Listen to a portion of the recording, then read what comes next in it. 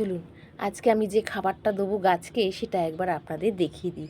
এটা আমার একটা তরল সার বলতে পারেন, যেটা আমি বানিয়েছি কিছু ফেলে দেওয়া জিনিস দিয়ে আর কিছু কিনে, বেশিরভাগটাই কিনে। তো তার মধ্যে রয়েছে সর্ষের খোল, বাদাম খোল, নিম খোল, হাড় গুঁড়ো, শিংকুচি আর ভাত।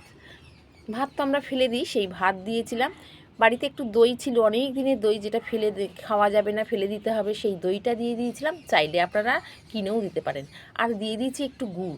দই আর গুড়টা দিলে খুব সুন্দর এটার ডিকম্পোস্ট হয়ে যায়, আর খুব ভালো আমার তরল সার তৈরিও হয়ে গেছে। আর এই সার আমি সমস্ত গাছে দিই।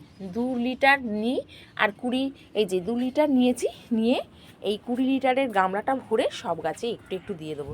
আপনারা চাইলে এই রকম তরল ম্যাজিক সারটা বানিয়ে নিতে পারেন। এটা একটু সময় লাগে বানাতে। তো যাই হোক, এই ছিল আজ আমার ছোট্ট ভিডিও। টাটা।